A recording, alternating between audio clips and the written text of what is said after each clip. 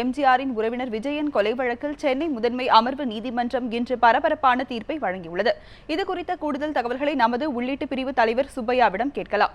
சுப்பையா, எம்ஜிஆரின் உறவினர் கொலை வழக்கில் நீதிமன்றம் வழங்கியுள்ள தீர்வு பற்றி சொல்லுங்க. ராஜலட்சுமி, பார்த்தீங்கன்னா இந்த வழக்கை பொறுத்தவரை 2008ஆம் ஆண்டு நடைபெற்ற கொலை வழக்கில் இன்று தீர்ப்பு வழங்கப்பட்டுள்ளது. சுமார் 8 ஆண்டுகளுக்கு பிறகு 8 ஆண்டுகள் நடைபெற்ற அந்த வழக்கில் சென்னை முதன்மை அமர்வு நீதிமன்றம் இந்த வழக்கில் தீர்ப்பு வழங்கியுள்ளது. இந்த வழக்கில் குற்றம் சாட்டப்பட்ட 8 பேர் இந்த வழக்கில் குற்றவாளிகளாக சேர்க்கப்பட்டிருந்தார்கள்.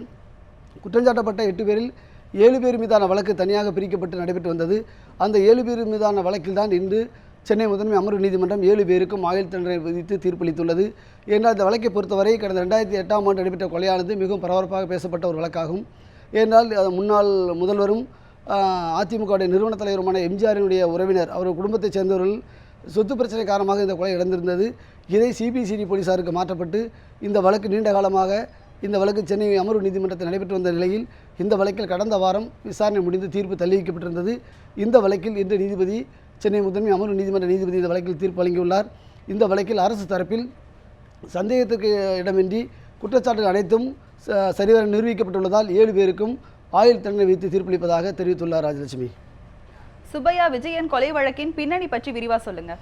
இந்த கொலை வழக்குடைய பின்னணி பார்த்தீங்கன்னா, கடந்த 2008ஆம் ஆண்டு ஜூன் மாதம் 4ஆம் தேதி கோட்டூர்புரத்தில் உள்ள பீமண்ணக்காடன் தெரு வழியாக வாகனத்தில் எம்ஜிஆருடைய உறவினர், அதாவது வளர்ப்பு மகள் சுதாவினுடைய கணவர் எம்ஜிஆர் விஜய் என்பவர் அந்த காரில் பயணம் செய்து கொண்டிருந்தார். அவரை சில மர்ம நபர்கள் திடீரென காரில் சென்று அவரை வழிமறித்து அவரை கொடூர ஆயுதங்களால் தாக்கி கொலை செய்தார்கள். இந்த கொலையை செய்தவர் யார் என்ற விவரம் ஆரம்பத்தில் தெரியவில்லை. இந்த வழக்கை அபிராமபுரம் காவல்துறையினர் வழக்கை பதிவு செய்திருந்தார்கள். ஆனாலும் இந்த வழக்குடைய குற்றவாளி யார் என்பதை கண்டுபிடிக்க முடியாத ஒரு சூழல் இருந்தது. அப்போது இந்த தமிழகத்தில் திமுக ஆட்சி நடைபெற்று வந்தது. இந்த வழக்கை பொறுத்தவரை காவல்துறை சார்பில் தொடர்ந்து பல்வேறு கட்டங்களாக விசாரணை மேற்கொண்டும் குற்றவாளிகள் யார் என்று கண்டுபிடிக்க முடியாத நிலை இருந்ததை அடுத்து இந்த வழக்கு சட்டமன்றத்திலும் அப்போது பரபரப்பாக பேசப்பட்டது.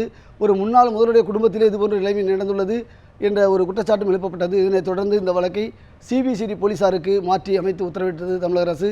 அதனைத் தொடர்ந்து சிபிசிஐடி போலீசார் இந்த வழக்கை விசாரித்து வந்தனர். அதன் பிறகுதான் இந்த கொலைக்கான காரணம் என்ன என்பது தெரிய வந்தது. எம்ஜிஆர் குடும்பத்தில் உள்ள அவர் உறவினர்கள், அதாவது கொலை செய்யப்பட்ட விஜயனுடைய மனைவியின் தங்கை, அதாவது அவருடைய கொழுந்தியால் இந்த கொலை குற்றத்தில் சம்மந்தப்பட்டிருப்பது காவல்துறை விசாரணை தெரிய வந்ததை அடுத்து அவர்கள் மீது வழக்கு பதிவு செய்யப்பட்டு இது தொடர்பாக விசாரணை மேற்கொள்ளப்பட்டது. இதில் 8 பேர் மீது முதலில் வழக்கு பதிவு செய்யப்பட்டன. 8 பேர் மீதான வழக்கு, இதில் ஒருவர் புவனா என்பவர் மட்டும், ஆசிரியை புவனா என்பவர் மட்டும் வெளிநாட்டுக்கு தப்பி சென்று விட்டார். அவர் மீதான வழக்கு மட்டும் சைதாப்பேட்டை நீதிமன்றத்தில் தற்போது நிலுவையில் உள்ளது. 7 பேர் மீதான வழக்கு தனியாக பிரிக்கப்பட்டு சென்னை முதன்மை அமர்வு நீதிமன்றத்திற்கு இந்த வழக்கு எடுத்து செல்லப்பட்டது. அங்கு தமிழக அரசு இந்த வழக்கிற்காக பிரத்யேகமாக ஒரு சிறப்பு அரசு வழக்கறிஞரை விஜயராஜ் என்பவரை நியமித்தார்கள்.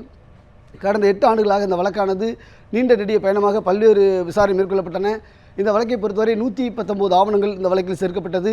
அதேபோன்று 71 சாட்சிகளும் விசாரிக்கப்பட்டனர். இந்த வழக்கில், அதாவது சுதாவின் தங்கை, அதாவது விஜயனுடைய மனைவி சுதாவின் தங்கை பானு இந்த கொலையில் சம்மந்தப்பட்டிருப்பது கண்டறியப்பட்டது. அவருக்கு உடந்தையாக போலீஸ்காரர் கருணா என்பவரும் உடந்தையாக இருந்து கண்டறியப்பட்டது. இதனைத் தொடர்ந்து 7 பேர் மீதான வழக்கு நீண்ட காலமாக பல்வேறு அரசு தரப்பு சாட்சிகள் பல்டி அடித்தனர். தொடர்ந்து இந்த வழக்கு அவ்வப்போது பத்திரிகைகளில் பரபரப்பாக பேசப்பட்டு வந்தது.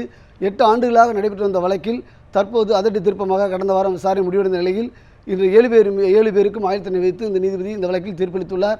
இந்த வழக்கை பொறுத்தவரை அரசியலில் மிகவும் பரபரப்பாக பேசப்பட்ட ஒரு வழக்கு. தற்போது சுவாதி வழக்கு எப்போது எவ்வாறு பேசப்படுகிறதோ இதே போன்று இதைவிட பல மடங்கு பேசப்பட்டது வழக்கு. இந்த வழக்கில் 8 ஆண்டுகளுக்கு பிறகு இன்று தீர்ப்பு வழங்கப்பட்டுள்ளது. ராஜலட்சுமி. சுப்பையா, உங்களுடைய தகவல்களுக்கு நன்றி. நன்றி.